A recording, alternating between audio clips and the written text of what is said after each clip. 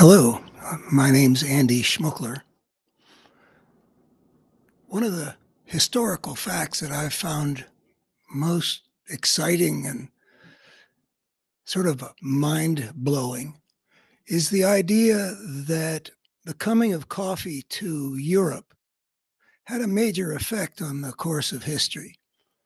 That the caffeine uh, had an impact on how people thought, felt, acted, such that it led to the people say the American Revolution was partly fueled by the forces unleashed by caffeine in Western civilization, and the French Revolution is also gets connected. It's kind of amazing to think about how consciousness is, in some ways, not all important ways, but it is a big part of what drives the human world. How people think and how people feel and what people believe. So it's not surprising entirely that a drug that affects the mind, affects consciousness, affects one's experience might be impactful. Though I haven't seen a whole lot of development of that idea in a larger way, and I'm not equipped to do it. The title of this thing about marijuana's consciousness and its impact on culture, it sounds as if I'm going to be offering an answer, but it's not really true. I've got some thoughts, which I'll presumably get to, but mostly it's a question. We've got an amazing thing happening in America these days. Amazing to somebody like me, who came of age in the 1960s and endured the war on drugs as a member of the counterculture. It's amazing to see the transformation that's occurred with respect to marijuana. I mean, it's almost like beyond belief. So many states, it's not only legal, but you can go into a store openly, show your identification, buy marijuana. About half the country, or maybe it's more when you consider some of these populous states like California, which is already more than a tenth of the country. Add New York, can't add Texas yet, that's for sure. But or Florida, thanks to DeSantis, they got 57%. I mean, the views of America back in the Nixon era about marijuana. It was the direct heir of that crazy reefer madness era where it was demonized to such an extent. But there was a lot of tension, and I'm sure you know that a lot of lives were ruined because people who were wanting to use this supposedly dangerous drug had their lives ruined with jail sentences and everything. Anyway, this is an amazing transformation, which somebody of my generation wouldn't take for granted. There's a good question of, well, why is that happening now? And I don't have an answer for that one either. But the other question, to which I also don't have anything that satisfies me as an answer, is what is the impact on a society when marijuana becomes a more widespread consciousness-altering drug? You can see studies that are coming out that show that people like medicinal marijuana People are using it instead of some anxiety medications. They're using it instead of opioids. They're using it instead of alcohol. So it's not like it's sudden because when it was illegal, it was not present in the culture.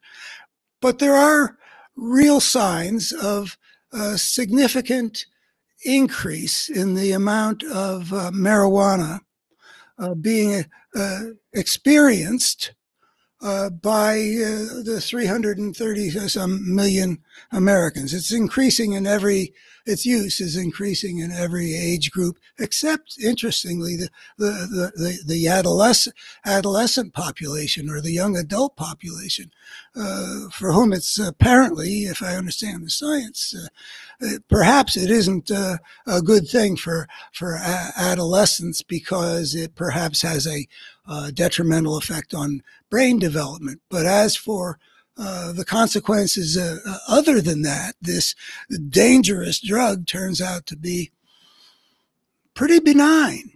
Not 100% necessarily benign, but there's still studies coming out. But basically, I mean, here's the point that sort of strikes me as a baby boomer, former member of the counterculture. If you look at marijuana and you compare it with alcohol, there's no comparison about the destructiveness of alcohol. It's just way more destructive. It induces violence. It kills people, destroying their livers. It has a detrimental effect on families. I mean, you can make a whole list about all the things that are not okay about alcohol.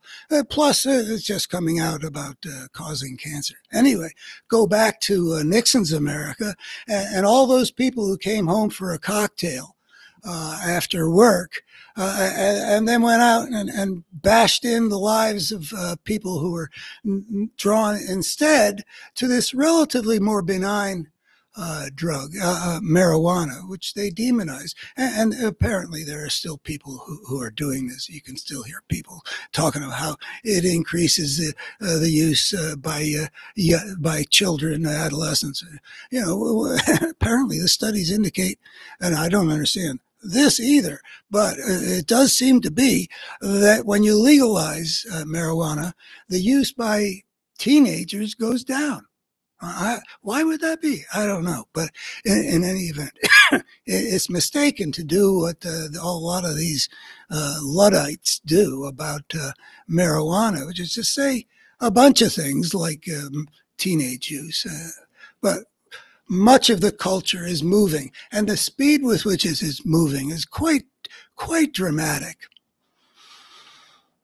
So the question then is, with marijuana affecting the lived experience of more and more people in the society, what impact is that going to have? Is it going to be at all like coffee coming to Europe? Well, I should say about the coffee coming to Europe, there seems to be a mixture of, in a sense, sociological versus the experiential. The two, I'm sure, are related, but some of the people who talk about how coffee, changed history, focus on the coffee house that emerged certainly in England and I gather elsewhere in Europe. That it was a place that people were congregated, and fueled by caffeine, they got into these intense discussions, which eventually lead to things like the Declaration of Independence. Well, maybe some responsible people think so. And I like the idea. So, is it going to be like that here with marijuana? Then the question arises, well, how does marijuana, where does it move people to? From and to, I suppose you could put the two together. Somebody gets stoned, and then what's happening in terms of all the things that matter to consciousness? And then I get to my um, anecdotal impressions, uh, and I think that there's a range of different responses. Uh, some people seem to get just sort of zonked out. Um, it's a it, apparently a lot of people are now taking it as a sleep aid. And then there are other people who are taking it to open up the doors of creativity and insight. And so then if we got, that's not the whole list. There are also people who go off on paranoid trips where, they get very frightened. And I don't know why people have these different reactions. Um, and that leads me to wonder about, like caffeine. Are there different reactions to caffeine? I don't think so. I think everybody gets brighter, a little bit more alert, a little bit more energized, which, by the way, is socio-historically is apparently why American businesses give people coffee breaks. It was capitalism's way of harnessing caffeine to make people more productive. So the worker feels like, okay, I got a break. I'm not having to work. But from the point of view of the employer that's supplying the coffee pot, uh, it's 10 minutes invested as a pit stop to fuel up the workers again so they get more done. Anyway, I'm not aware of any divergence in the effects of caffeine. But alcohol certainly does have a divergence of effect. And I've wondered about that.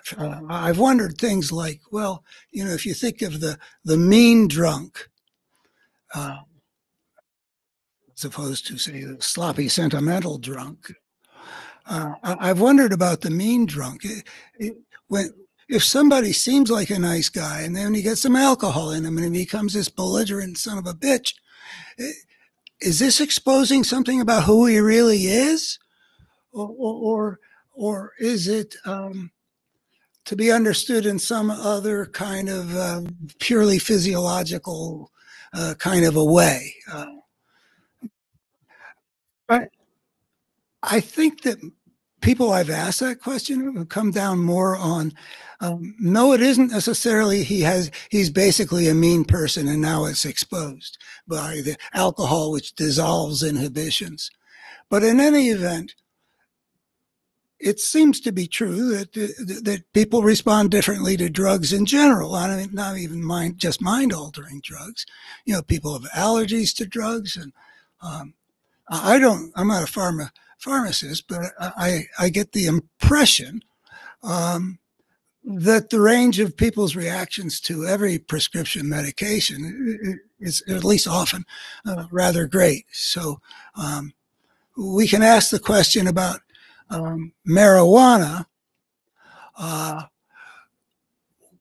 with accepting that there might be a range, and some of the ways that a big chunk of the millions who are using this stuff will go in that direction, maybe out of some particular component of it, there would be an impact on consciousness that would change society in some way. Over time, of course, not overnight.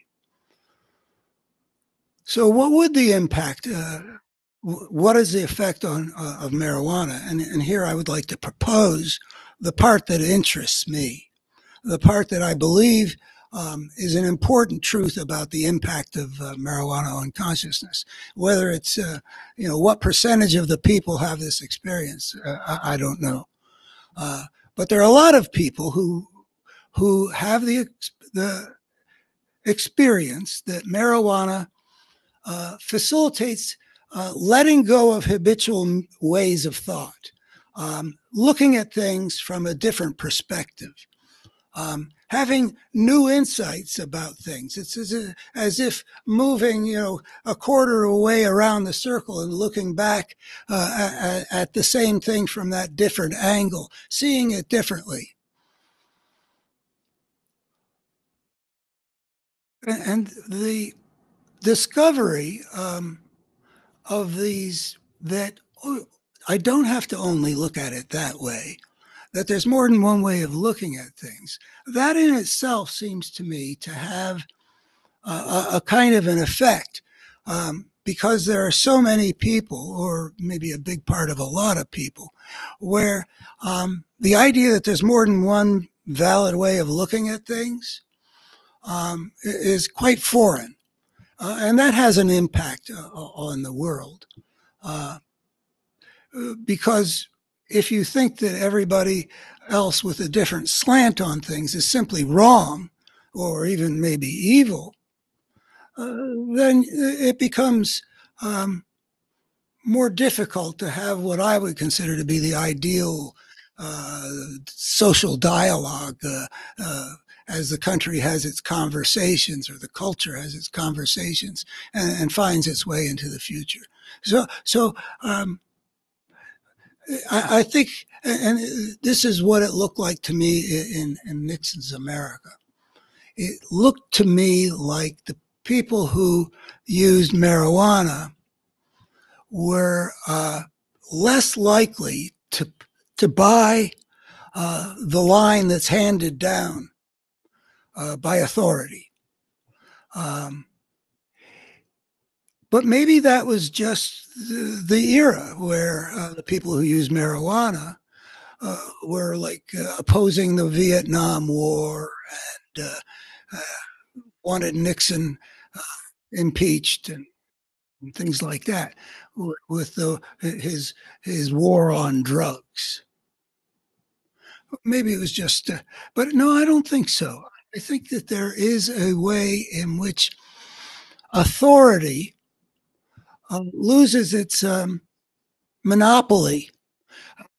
It's less easy to herd a group of people into a particular way of looking at things. So in that respect, it also appeared to be a positive back in those days, where the problem in America was that people were too trusting of authority, believed things that authority was telling them, weren't skeptical enough. And a lot of this had to do with the Vietnam War and the Pentagon Papers, and it really turned out that this major experience of the country of being in that war was the result of the best and the brightest really didn't understand what the hell they were doing. And then when they made their blunders, they covered it up with lies. It looked good to have a society where people were utilizing a mind-altering substance that gave them a different way of looking at things and undermined the efforts of authority to sell a bill of goods. But then I wonder, well, that was then. What about now? Right now, we have an attitude toward government by many people, so that when the government does sort of basic things to deal with a pandemic, the way for generations scientifically based epidemiology led people to do, like with the flu pandemic of 1918-19. And now we get people who don't obey. They don't recognize the authority of the state to take measures that the best experts say are the best thing for us to do as a society. Back in the 50s, people didn't ask enough questions about nuclear fallout from the tests in Nevada and Utah. But now people are walking around with all kinds of conspiracy theories that are that are crazy and that are wrong. So, is there a relationship there between? Does marijuana lead to these militias? I'd be interested in knowing what the rate of marijuana use is among the Oath Keepers, for example. Um, with Proud Boys, it'd be interesting to know because I can see go either way. On the one hand, these sort of brown shirt fascistic types um, are they seem to be mindless members of a cult, which is the opposite of perceiving things for oneself and getting more insight into things. I mean, these are people who are who are marching to the lies of a crazy guy. Who's Donald Trump is not very well in touch with reality, except in such ways as allows him to manipulate it, which he's a genius, but he really doesn't know much at all about. He does not have insight into what's going on, and he dictates to these people a whole bunch of beliefs, like the big steal, when he was the one trying to steal. So. On the one hand, they seem to be quite conformist. You would hope that if they got stoned, they would be able to get some insight into what's right in front of their eyes. But there ain't much sign of that. But on the other hand, these same people, in relation to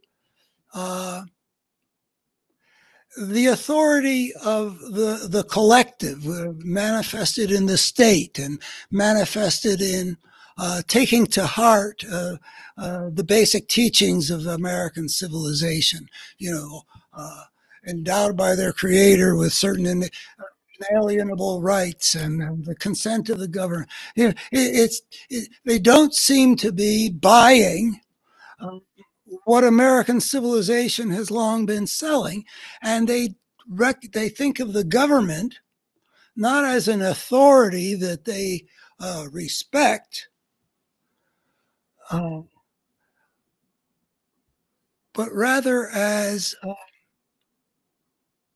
the deep state, the conspiracy of bad people and a bad political party that stole an election and all that stuff.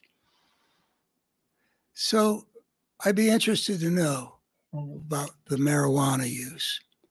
And then if there was any significant use, I'd be interested to know how some study where the interview, what are the effects of marijuana on when you're stoned? What are you thinking or feeling or doing? Uh, so I'm a little confused. Back in the day, I thought that the effects of marijuana would be to create a greater openness, which seemed in the America that I grew up in to be a good direction to go. But now the idea that the center will not hold from that poem of Yeats. There's a sense in which things are falling apart, and a degree to which there are certain kinds of consensus that we used to have that we don't have. And I wonder, does marijuana have any of that kind of effect? Those are just sort of my ways of looking at it, which I don't know how much of the question of marijuana consciousness' impact on culture, how much of a on target that would be. I wrote these questions to Michael Pollan through the best email route that I could find, which involved going through a filter. So you never know whether you make it through the filter or not. But I was able to sort of introduce myself because he once excerpted part of that book The Parable of the Tribes that I wrote back in, was published in 1984. He was an editor at Harper's Magazine, and he took some of that to excerpt it. So I use that as a point of entree, so that whoever ran the filter, when they looked at it, they would say, "Oh, well, Mr. Pollan would probably want to see that." At least that was my hope. I haven't heard a response back, so I don't know. With things like that, with people who have a big presence in the culture, Michael Pollan, incidentally, he's the guy. He wrote a really wonderful book recently called "How to Change Your Mind." About mind-altering drugs in a very large sense, and he actually he kind of writes a history of of the American relationship with psychedelics. I think it's a historically, just by itself, I think it's a great contribution because this is a part of history. The Americans were struggling over issues of consciousness. LSD, mescaline, psilocybin. All these things are discussed by Pollan, and there's a lot that reveals about America's difficulties handling questions of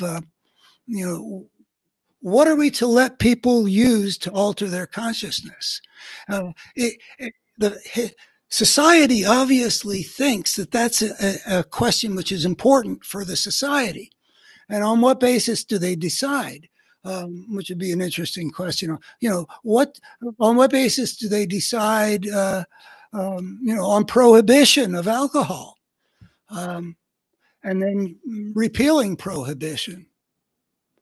I mean, the question of what impact does alcohol have on culture? I mean, if you did a thought experiment where you have like civilization developing and there's no alcohol, what would be different? I don't see. I think alcohol is basically a safety valve for society. It it lets people overcome their inhibitions from living in repressive societies and express some of the suppressed feelings, and it does it in a way which doesn't much threaten the larger powers. It's not a coffee house. It's more like the battered wife is the one who gets attacked, or the barroom brawl. It's a safety valve. And what would have happened differently? I can ask the question. I hope that you agree it's kind of worth just asking the question. But anyway, Michael Pollan hasn't responded to my questions. The two questions being, what do you think has been happening in America that led to this very swift, sudden, and dramatic transformation where the oppression of the marijuana culture gives way to a national consensus of even the majority of Republicans now favoring the legalization of marijuana.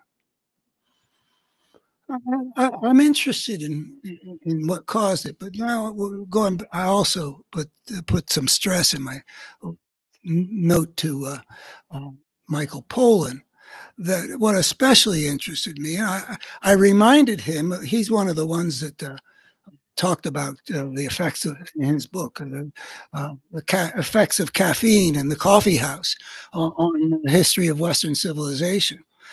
I asked him the question and started here with: Is there in the coming of a wider use of marijuana anything like that, any kind of impact on the consciousness of the civilization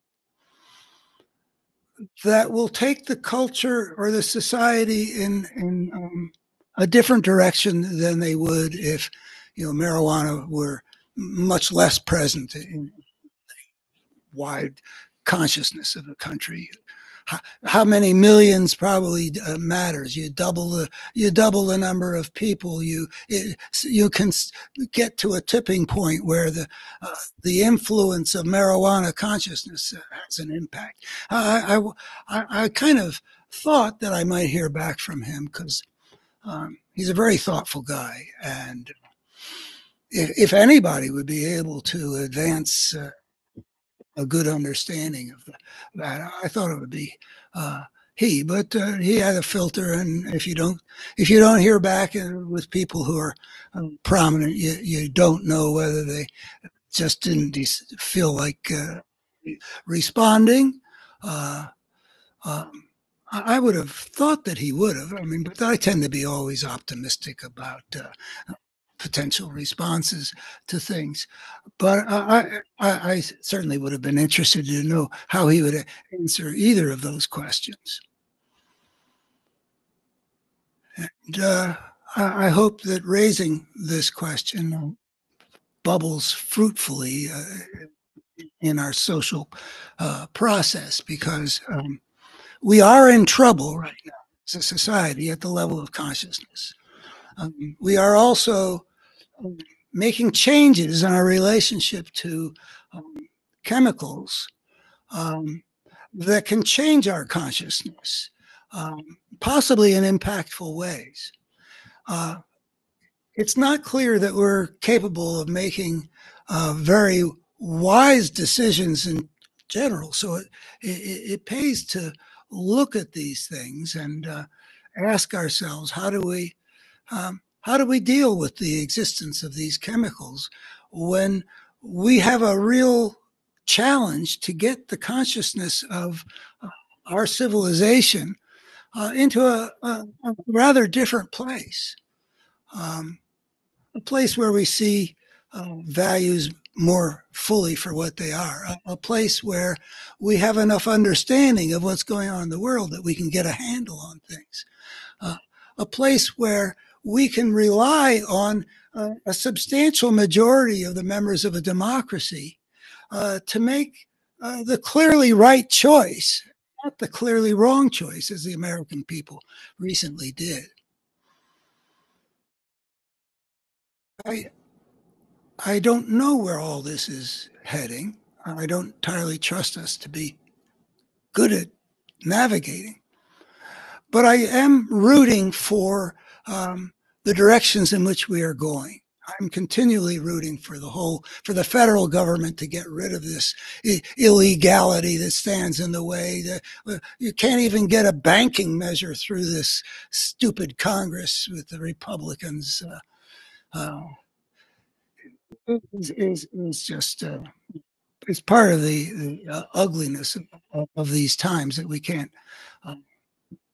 you can't make the progress that is clearly called for in the area of marriage. And I like that the way that the society, it seems to be really taking on the idea that some of these psychedelics that take people into a very different experience that's different from marijuana's way or caffeine's way or alcohol's way, like psychedelic kinds of, that this is becoming incorporated into the therapeutic world, that like veterans with PTSD will be able to have in a controlled environment supported by an appropriately trained professional, to have an experience on, I guess it's ecstasy that seems to be worth using on PTSD. I gathered that a recent study denied that had been established, but I've read and I've found credible arguments that was not an honest conclusion from the study.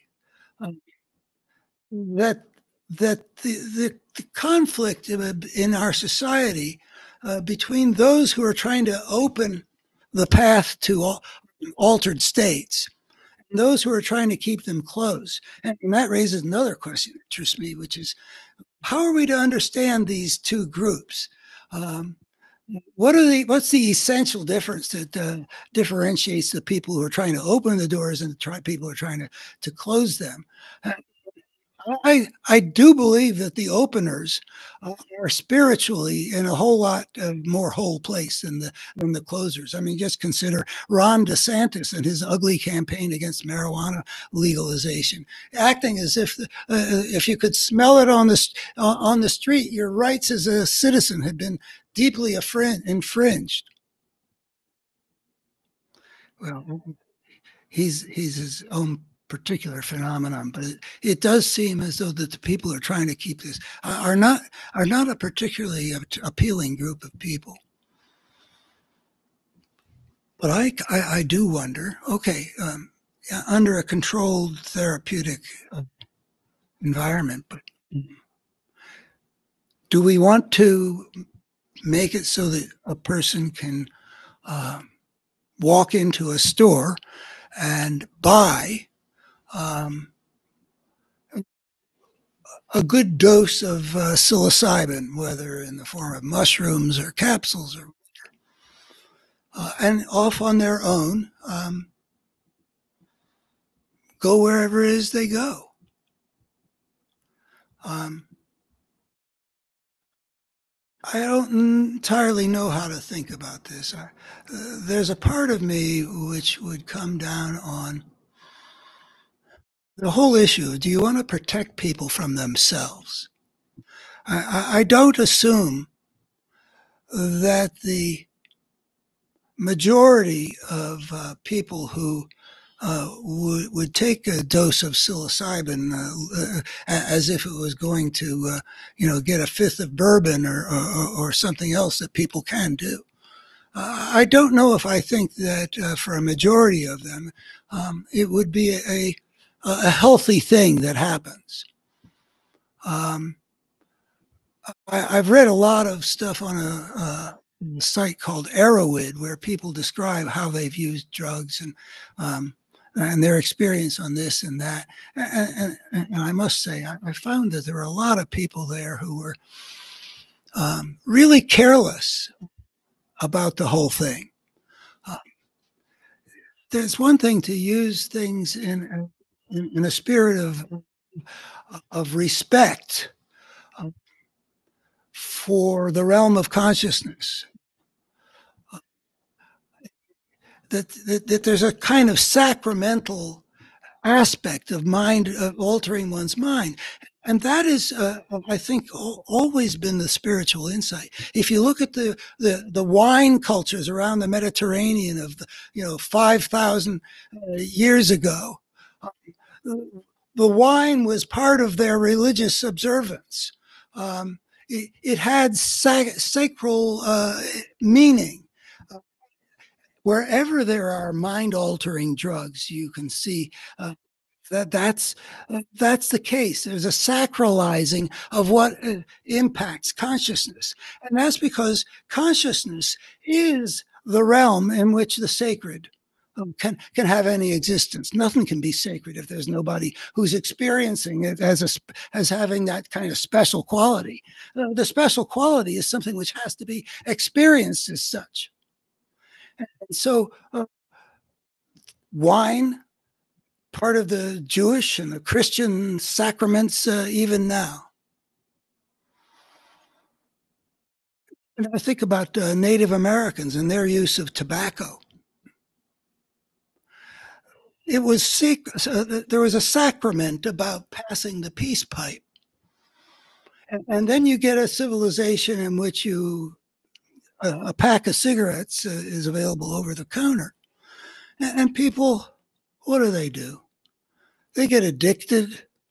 They kill themselves, 500,000 people a year. We pay a price for not being able to use these things right. But if we're willing to pay the price that we pay for giving people the right to destroy their livers with alcohol, destroy their lungs with tobacco, if we're willing to pay that price, then then maybe we should be willing to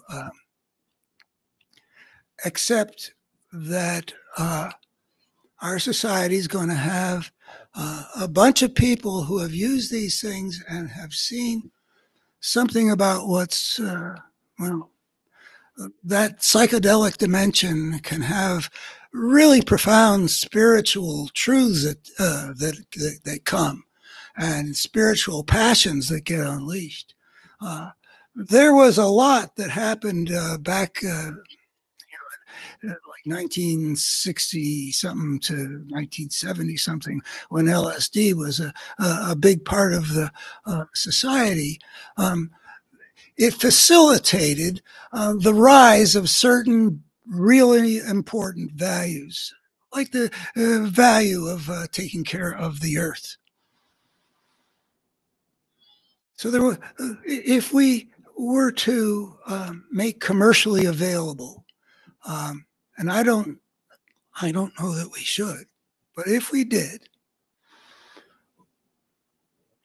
would we perhaps have a spiritual awakening of some kinds going on in the society, as I hope a pretty good proportion of people using psilocybin can have some of the kinds of experience that have been described, including in Michael Pollan's great book, How to Change Your Mind, in which one of the climaxes of that book is telling about, it's a whole story about his getting to the point where he can have such an experience. And it was a major experience that he had. And his sharing it is part of establishing this movement. If you ask, well, how does this happen now? A book like this is part of how that happened. If I have my druthers, a video like this is also part of it. Although I feel like I'm mostly trying to raise questions and help sort of think my thoughts with you. And to start the conversation about where are we going. I believe I'm willing to cast my vote to opening the doors considerably. I don't know, are there some things that the cost benefit is just prohibitively bad that should not be legal? Probably. But I don't think that that's what's at stake when we talk about ecstasy or psilocybin.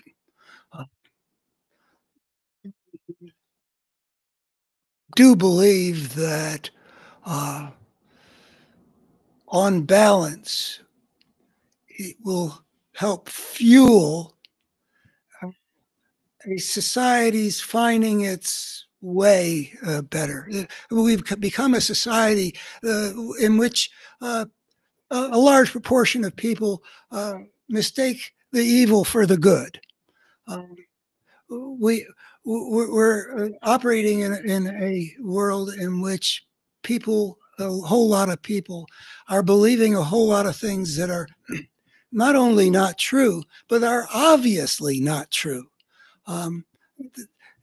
We have a need to fortify the forces of wholeness.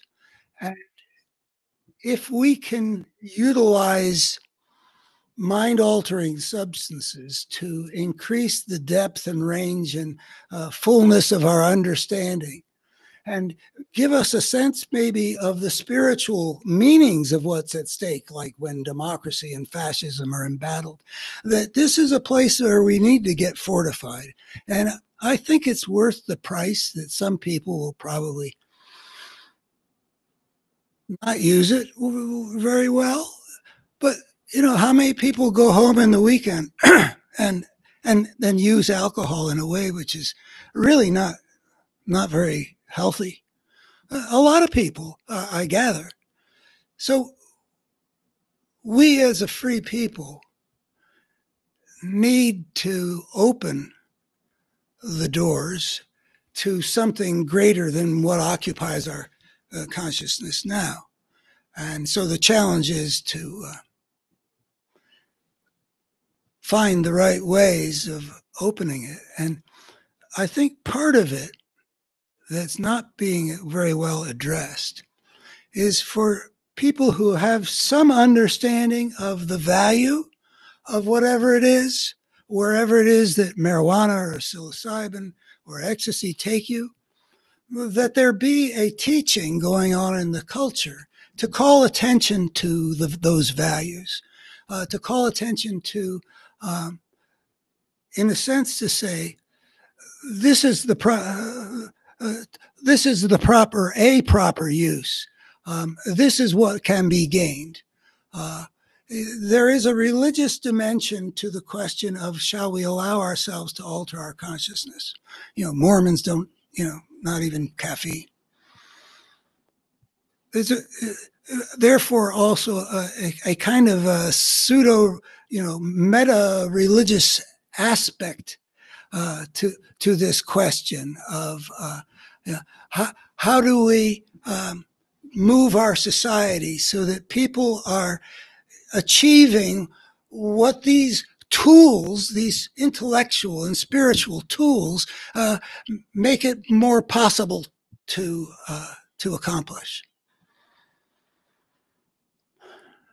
I did a radio show back in the 90s about a question having to do with the use of drugs. I live in a very conservative, fundamentalist area, but this was the 1990s before it became what it is, what a conservative America is now, which is really quite different in its politics. It's really just been transformed. But I did a show on, would you choose to take a pill that would lead you to be wherever it is you would most want to be,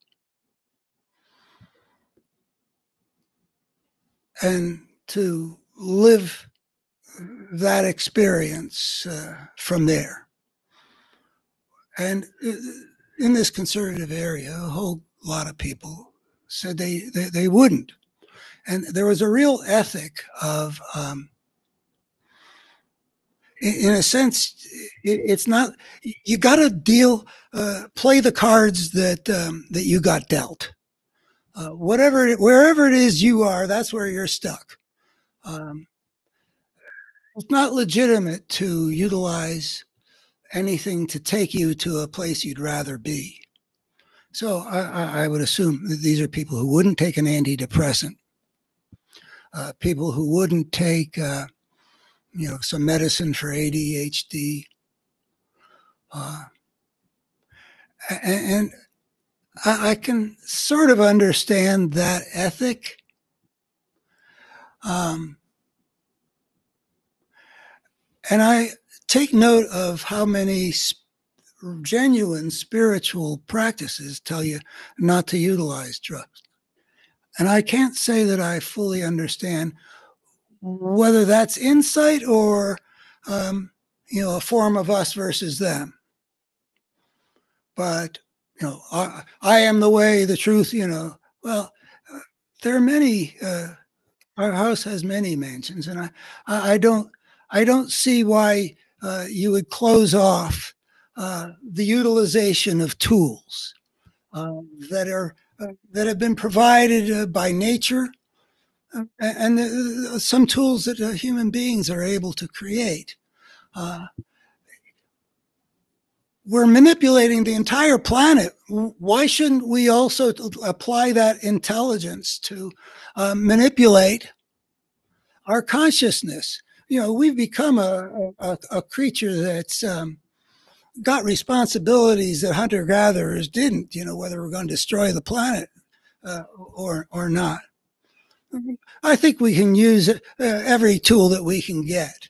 But let me just close again with a point that I'm not sure I finished. Is I think that we want to have this spreading of the availability of mind-altering substances of sorts that have been punished before, to combine it with whatever our culture can create and put out there that would help guide people as much as possible to use them as good tools, to use them in ways that build more wholeness into our society, because we really need all the wholeness we can get.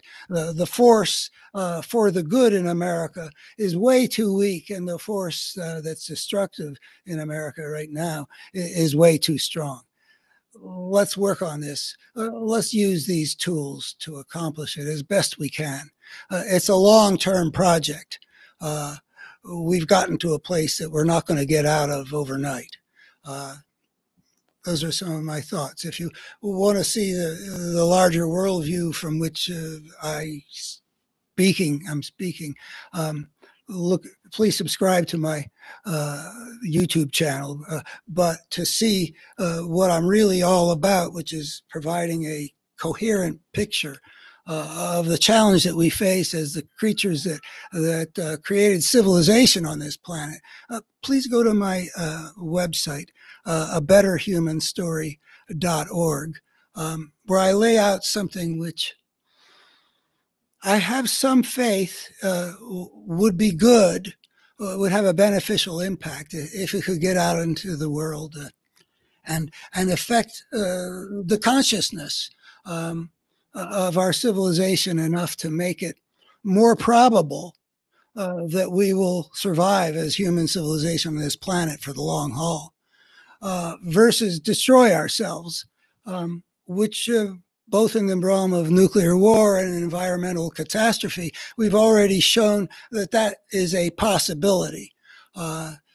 So that's what I'm trying to address generally, both to save a democracy in the United States, which is part of the larger task of getting human civilization to understand the challenges that we face, and to have a better strategy about how to meet those challenges. I'm Andy Schmuckler. My website is abetterhumanstory.org. Thank you.